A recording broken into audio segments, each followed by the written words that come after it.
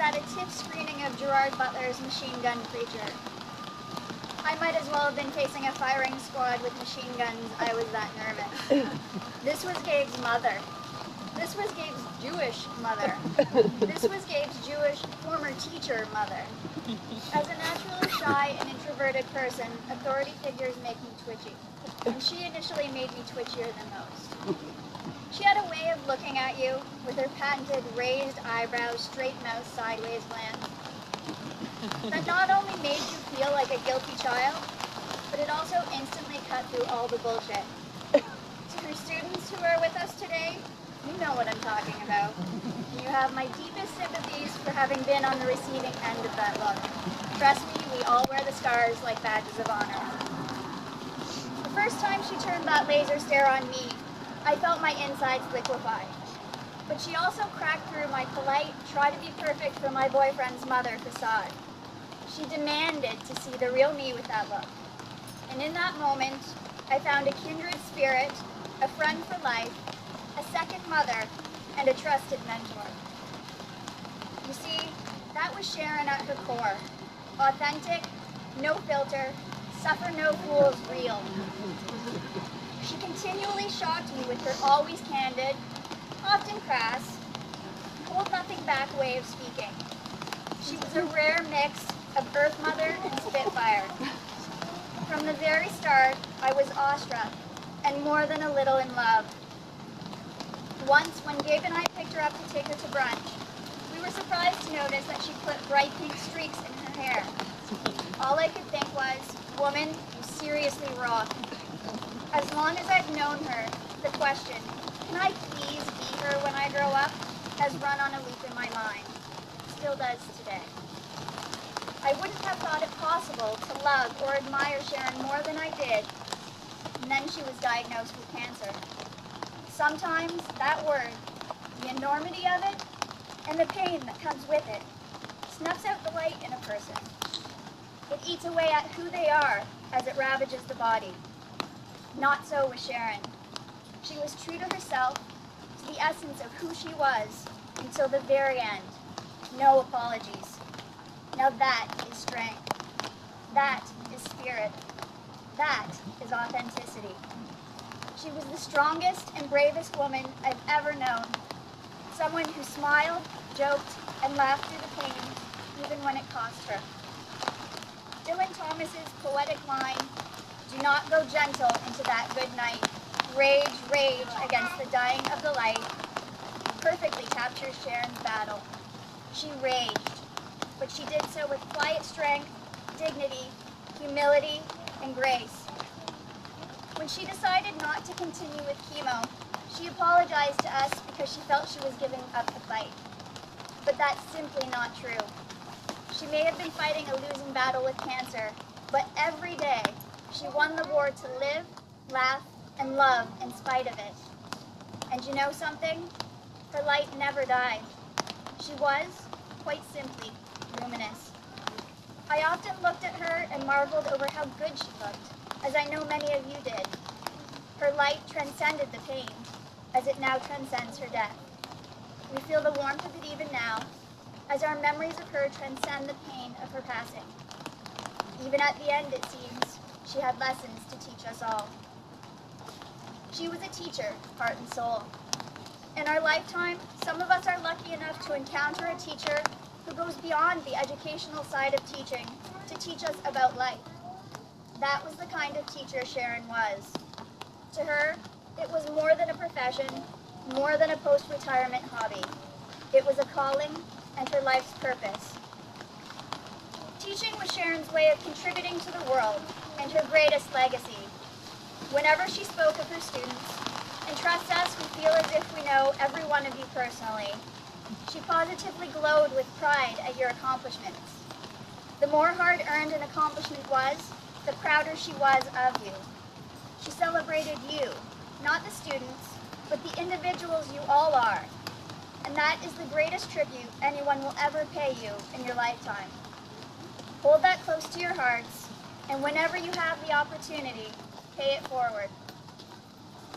To celebrate the individual that Sharon was, we asked you, her students, to provide us with one word that best describes her. It's testament to the enormity of Sharon's personality and the impact she had on all of you that you all had trouble choosing just a single word.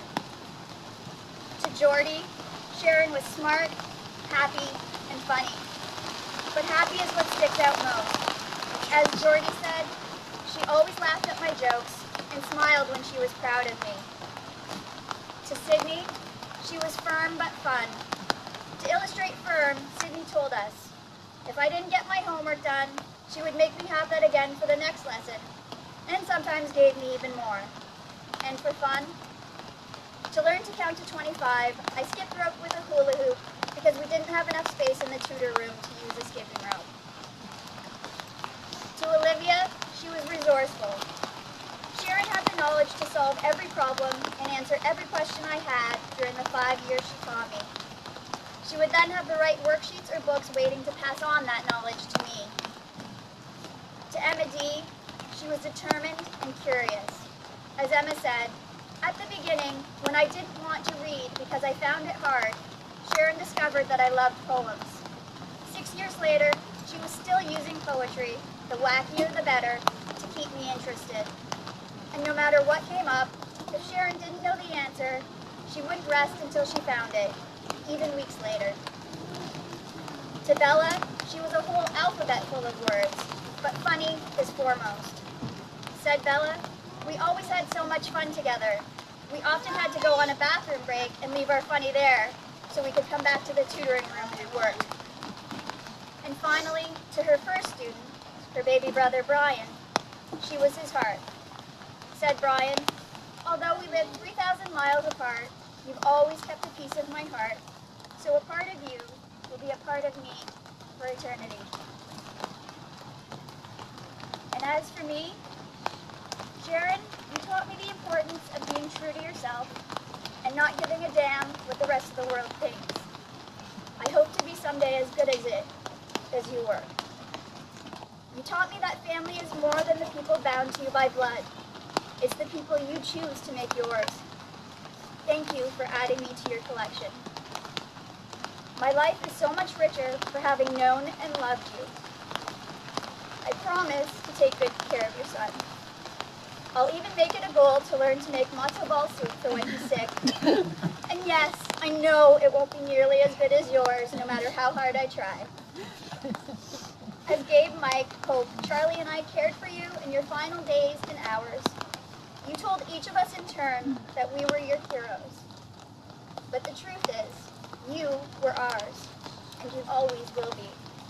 Superbubs, pink-streaked hair and all, long may your cape fly proudly in our hearts.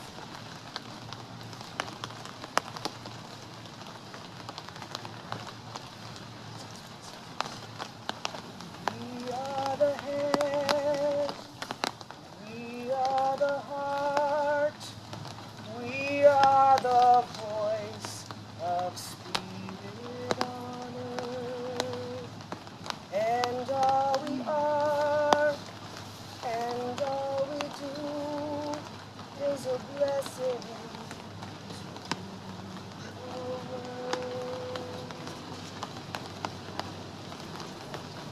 Hope I believe you have a tribute for us.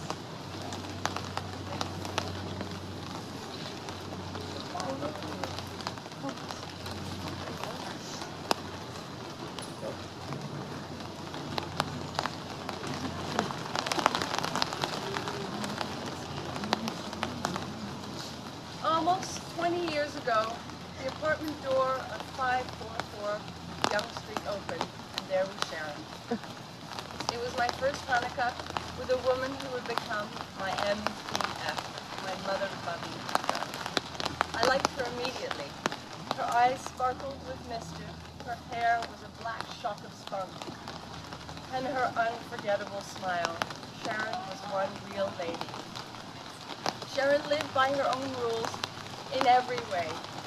She had family, but found new members wherever she went, carefully adding chosen people with close-knit crew of people. Her life expanded in richness and in love. One never knows who you'll meet or how you'll be influenced by those around you. I would never have predicted that this pint-sized spitfire with hilarious wit and endless love would have become my mother, my children's grandmother, and my greatest cheerleader in life. She was the person to hold the mirror up when I needed it the most. Sharon is one of the most important people in my life. There is no one I spoke with more. She demanded a call every day. She needed an update. Sharon was not one to let the details pass. And at times it was a bother, but most of the time it was a layer of love that I can never replicate. Her level of care and understanding astounded me, especially when she was sick in the last few weeks. I smile to think that during some of her last hours, she directed me to wrap, carefully in a specific manner, all her grandchildren's birthday and holiday gifts, each chosen months in advance, each with their own special card. Sharon was a teacher to the core. Her passion for teaching extended into everything she did and brought her the peace and purpose she needed in life. She never missed a step and found comfort in bringing order and arrangement to every situation. Her thirst for understanding all the steps in order of operation helped her students on their own paths to understanding. She had endless energy to be with her kids. They brought her energy and fueled her drive to learn, share, and guide.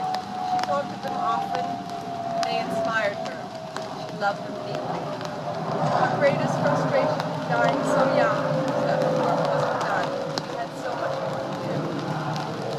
Thanks to Gabe and Mike and her carefully curated collection of books and school supplies, her wish will be granted, and kids will continue to learn thanks to Sharon. I have so many memories to keep her presence close long after she's left this world. The four most important parts are right here in front of me. Gabe, Amanda, Jared, and Mike. I may have lost my mother, Bubby, and Fred.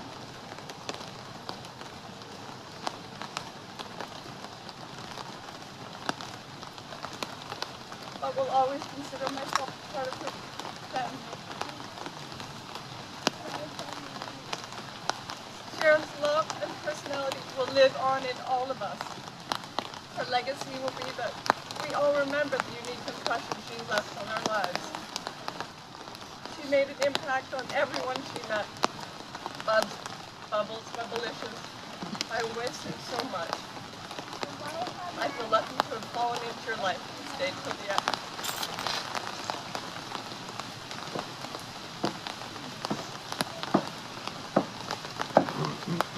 Oh, great provider, guide us through the night.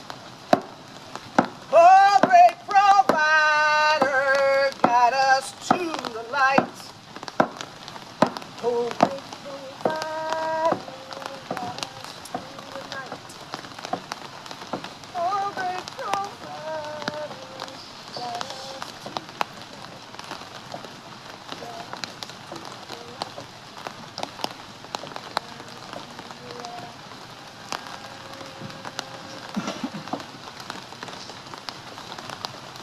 Michael, you know he's adopted. Right there, down.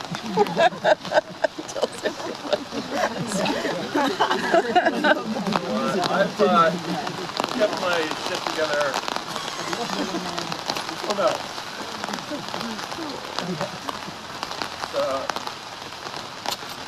Bear with me. It's a short speech, but it's going to take a long time to put together. I am adopted.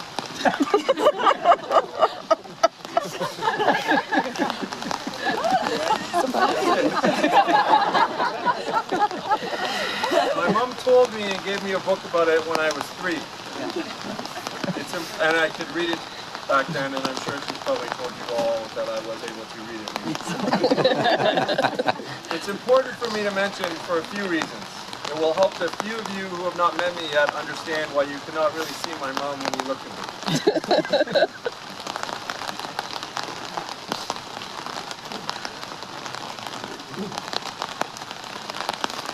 It was also a source of levity for us at a time when we really needed to laugh.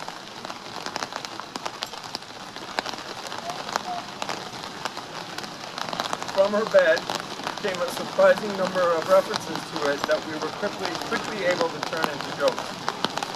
Even as her life neared the end, my mom made jokes at her own expense and filled the room with laughter. And trust me, we were a really tough crowd. I think my mom brought this subject to my adoption up as a silver lining, the assurance that I was not going to suffer the same fate as her. Also, because she was worried that I thought my life was missing something. And believe me, I tried my best to tell her that it wasn't.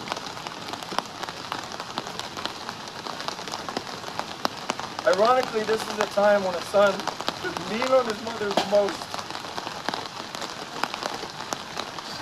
There is hurt that needs to be soothed, anger that needs to be quieted. There are many questions to ask and answer, all things that a mother handles with ease. In spite of all my youthful efforts to blaze my own trail in life, there is no denying that I have become a teacher. Someone who tries to bring people together. A lover of languages, a collector, a student of life, a homebody, a parent who would do anything to make their children happy, an optimist doing my best to see the good in people, an uncompromising follower of rules, someone often tortured by life and a helplessness to effect change, someone in search of peace. I guess in the end I do look like my mom, and I hope you all can see it. I love her, and I know she loves me.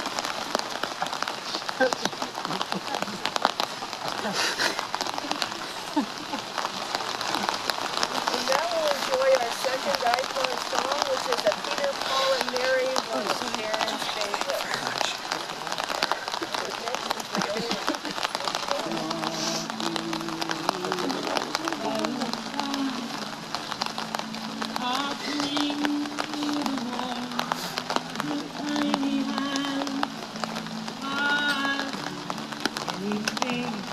To help you understand, I love you more than anybody can. And the wind will whisper your name. Little birds will sing along in time. Suddenly, the background when you walk by. And morning bells will sound. I'll be there when you're feeling down. To kiss away the right. And I'll share with you all the happiness I found. The reflection of love in your eyes, and I'll sing in the song of the rainbow,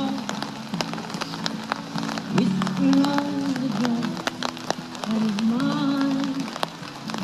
Suddenly, will bow down when you walk by, and morning bells will chime.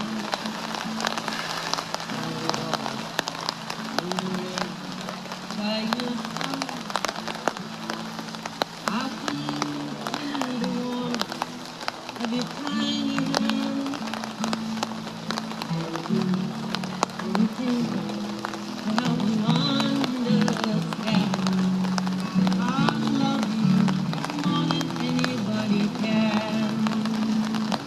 And the wind will whisper your name. And little birds will sing along in time. All the leaves will bow down when you walk by. And morning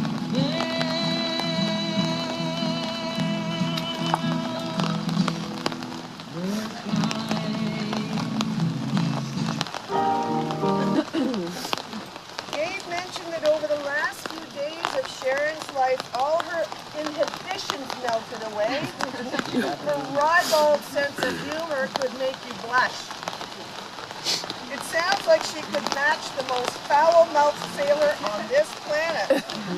She kept everybody laughing through her noble passage.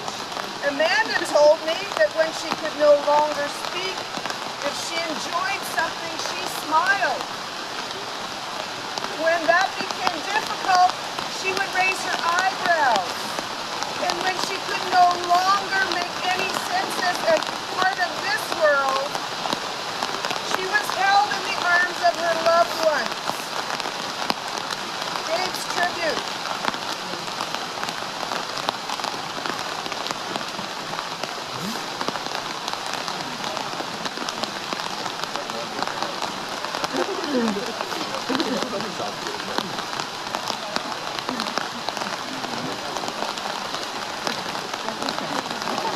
I need to drink up.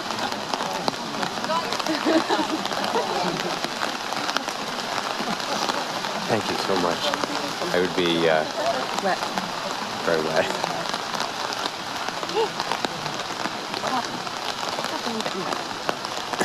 After having 2 boys and becoming pregnant with their 3rd child, my mother yearned for a girl. Following her first ultrasound, the doctors told her that she was having a girl. When I came into the world, obviously a boy, not a girl, the doctor who delivered me told her that she'd given birth to a girl with a penis. It was later in life that my mother collected the daughters of her heart, Hope and Amanda, and found the love of her life in Hope's daughter, Sophia. So she got her way in the end, as she nearly always did. Like all young boys, I loved my mother with the fierce intensity of first love. In fact, when I was 3, I wanted to marry her. After all, isn't marriage the ultimate symbol of love? Of course, there was a small matter of my father. Being crafty and cunning, I found what I thought was a way around that. My father used to drive his assistant Louise home after work, with my mother picking me up in the preschool bus. One day, my mother asked my father to pick me up before dropping Louise off. I took one look at this woman and saw my opportunity. I waited 2 whole weeks. Then one day, I sweetly told my mother that I wanted to marry her. She smiled and asked, "But what would Daddy do?" My response, "Well, that's okay, Mommy. Daddy has a girlfriend named Louise, so we can get married now." When my mother found love again after divorcing my father, I experienced the raging jealousy of a teenage boy who felt he was losing his first love for someone else.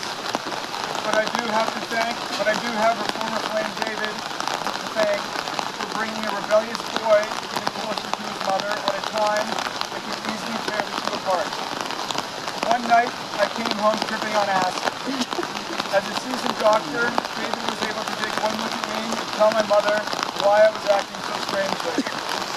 Let me tell you, it takes a very special woman to remain calm and in control when her 13-year-old is under the influence of a powerful drug.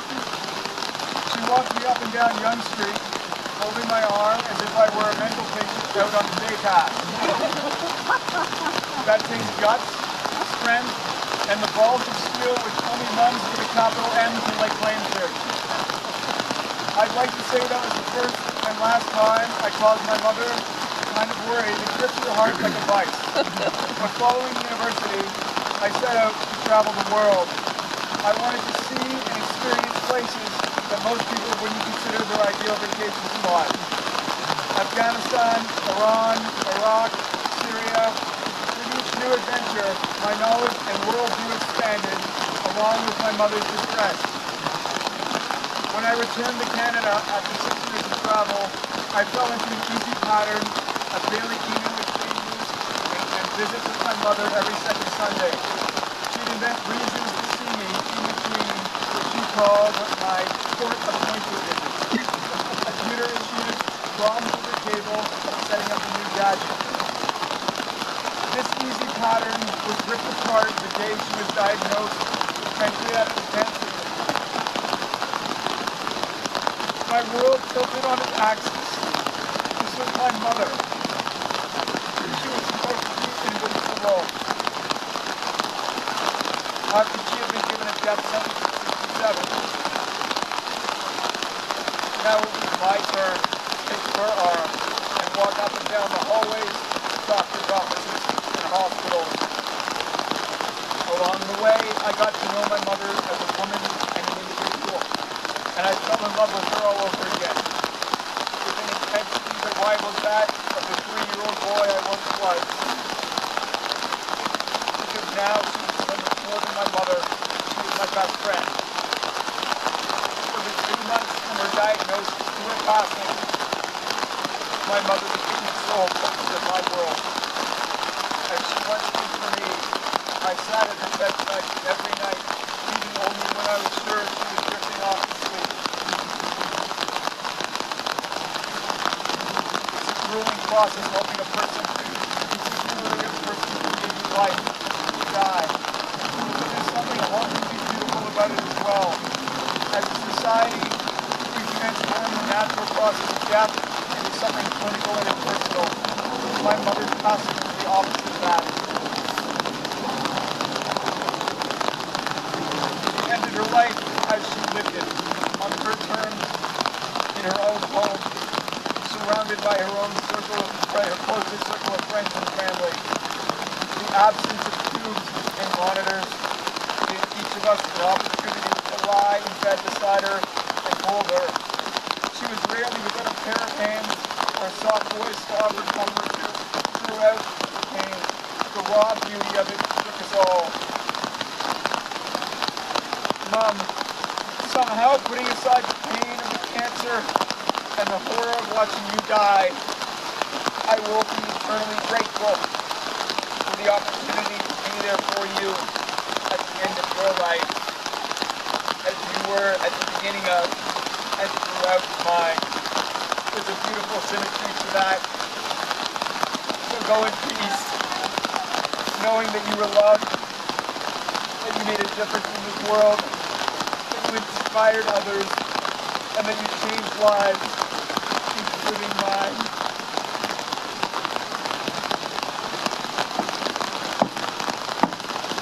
As we close this ceremony, I will ask for children and loved ones to put some special earth from Jerusalem on top of the beautiful white oak casket. And please observe that her students, who are like family, as you have heard over and over, made these beautiful leaves for her. And this is the tree of life. As we play the bridge over troubled water, I'd like you to do your own individual internal goodbyes, prayers, see visions and images, relive your time with her, your favorite times with her. Let the music wash over you. I think whoever's up there is trying with us today.